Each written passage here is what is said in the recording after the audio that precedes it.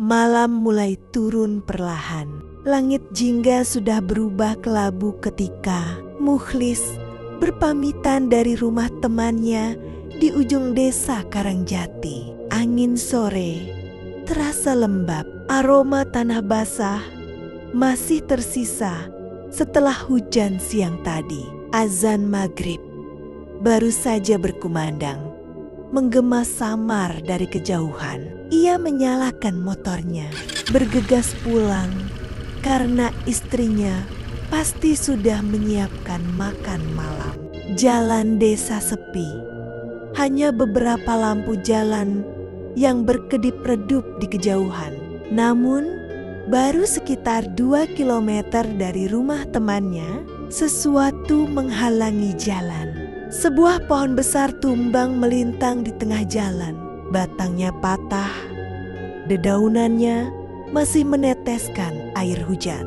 Mukhlis memutar arah, menggerutu kecil. Waduh, harus lewat jalan pintas nih, gumamnya menelan ludah. Jalan pintas itu jarang dilewati orang. Jalannya kecil, diapit semak dan pepohonan rimbun. Sebagian orang menyebutnya jalan hutan. Konon, dulu jalan itu sering terjadi kecelakaan. Tapi Mukhlis tidak punya pilihan lain.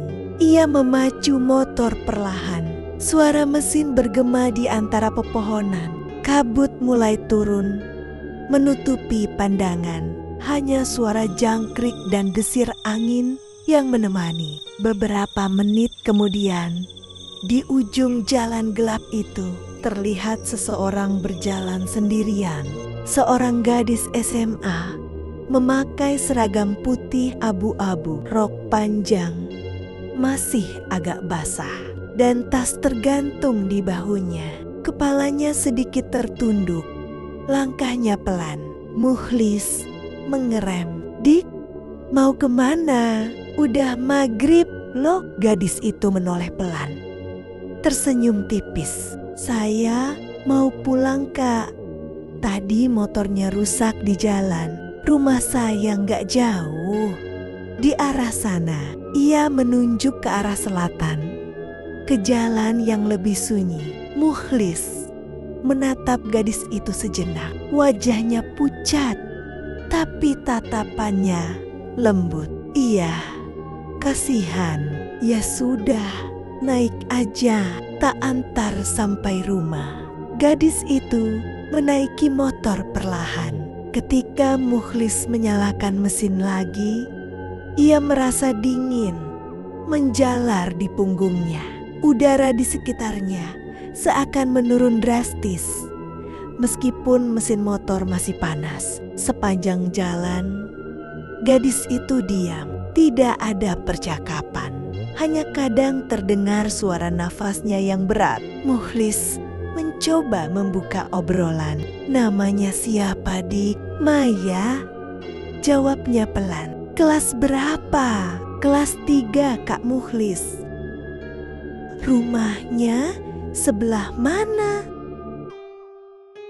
"Yang banyak lampunya." Mukhlis mengangguk. Namun anehnya, setiap kali melihat ke spion, bayangan gadis itu tampak buram, seperti bergetar dalam kabut. Sesekali Mukhlis mencium bau anyir, seperti darah bercampur tanah basah. Ia berpikir, mungkin karena hutan ini lembab. Tapi ketika mereka melewati tikungan, ia mendengar suara isak pelan di belakangnya. "Dik, kamu kenapa?" "Aku takut." "Kenapa?" "Aku nggak tahu. Aku nggak ingat lagi jalannya." Suara Maya terdengar makin serak. Mukhlis merinding. Ia melihat ke spion lagi. Dan kali ini wajah Maya tampak berbeda. Matanya sayu, kulitnya pucat kebiruan, dan di pipinya ada bekas luka seperti tergores kaca. Mukhlis langsung menoleh ke belakang, tapi Maya sudah tidak ada. Mukhlis panik. Ia menghentikan motornya, menarik napas dalam-dalam. Tapi sebelum sempat berpikir, dari kejauhan terlihat deretan lampu rumah yang terang. Ia berpikir, mungkin itu rumah Maya. Ia menuju ke sana, berharap bisa bertanya. Ketika sampai, beberapa orang terlihat berkumpul di halaman. Sebagian mengenakan baju koko dan mukena. Ada aroma kemenyan dan bunga Kamboja. Assalamualaikum. Seorang ibu menoleh. Wajahnya lelah dan sembab. Waalaikumsalam. Ada perlu apa? Nah, saya tadi nganter anak perempuan. Namanya Maya. Katanya rumahnya di sini. Ibu itu terdiam. Semua orang yang mendengar langsung memandang Mukhlis dengan tatapan aneh. Beberapa mulai berbisik. Nah, Maya sudah meninggal sore tadi. Kecelakaan di jalan tikungan hutan. Motornya remblong. Mukhlis terpaku. Tubuhnya kaku. Ia tidak percaya. Tetapi saya baru saja antar dia ke sini. Dia naik motor saya. Dia ngomong sama saya. Ibu itu menunduk, menangis. Ia menunjuk tembok rumah. Di sana ada papan bertuliskan, turut berduka cita. Maya Andini 2007 sampai 2025 meninggal karena kecelakaan motor jam 17:45 WIB. Di bawah papan itu foto Maya terpajang. Gadis yang tadi duduk di belakang Mukhlis. Mukhlis gemetar. Tiba-tiba angin dingin berhembus dari belakang. Ia mendengar suara halus berbisik di telinganya. Ia menoleh spontan. Tak ada siapa-siapa. Tapi di jok belakang motornya terdapat bekas air dan lumpur menetes. Seperti baru saja ada yang duduk. Lampu-lampu rumah tiba-tiba bergetar. Dari arah foto di dinding, mata Maya terlihat menatap langsung ke Mukhlis. Senyum samar menghiasi wajah pucatnya. Mukhlis jatuh terduduk. Suaranya tercekat. Hanya bisa beristighfar pelan. Dan di luar rumah, di antara pepohonan yang kembali gelap, suara mesin motor Maya yang hancur terdengar samar menyala lagi, lalu menghilang ke dalam hutan. Sore itu, beberapa anak muda dari desa tetangga, Rian, Danu, dan Aldi, sedang nongkrong di warung kopi dekat tikungan. Mereka menertawakan cerita tentang arwah penunggu jalan itu. "Ah, paling cuma halu," kata Rian sambil menyalakan rokok. "Iya, masa arwah bisa nebeng motor?" sahut Aldi. "Kalau emang ada, besok sore kita lewatin bareng sekalian live," ujar Danu menantang. Mereka sepakat besok sore mereka akan membuktikan bahwa cerita Maya cuma omong kosong. Keesokan harinya mereka berangkat setelah azan maghrib. Udara dingin, kabut mulai turun. Hutan tampak gelap meski matahari baru saja tenggelam. Rian membawa kamera ponsel. "Oke guys, ini kita udah di tikungan hutan Karangjati," katanya.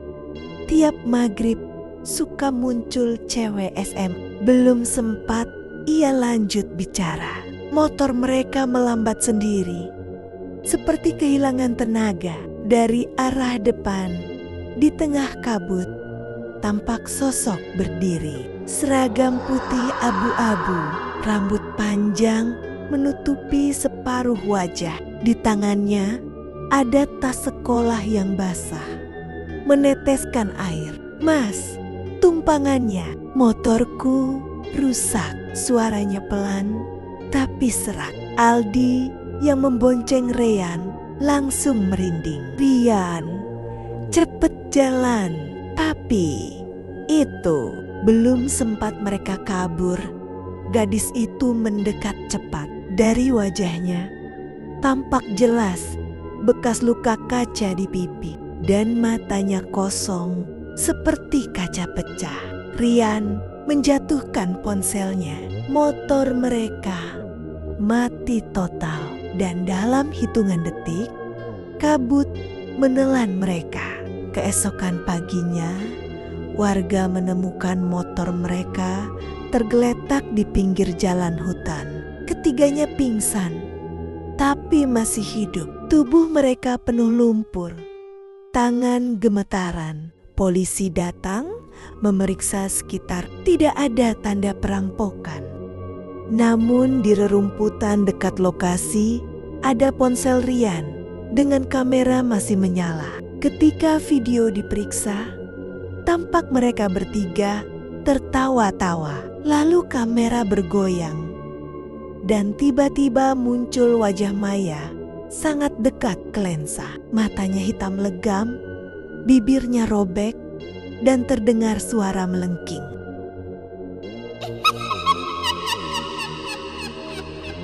Lalu layar gelap. Berita itu membuat Mukhlis gelisah. Ia merasa bersalah karena mungkin arwah Maya masih gentayangan mencari sesuatu yang belum selesai. Malam itu ia memberanikan diri kembali ke lokasi bersama Pak Leman, Ustaz desa.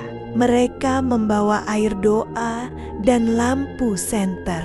Udara dingin menusuk. Tapi Mukhlis merasa lebih tenang dengan Pak Leman di sampingnya.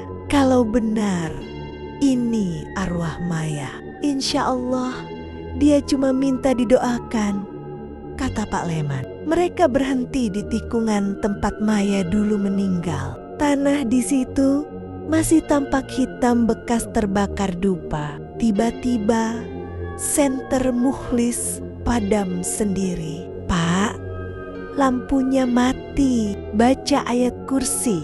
Cepat!" Dari arah semak muncul suara langkah kaki pelan, disertai isak tangis. "Kak, kenapa kamu datang lagi?" Mukhlis menoleh.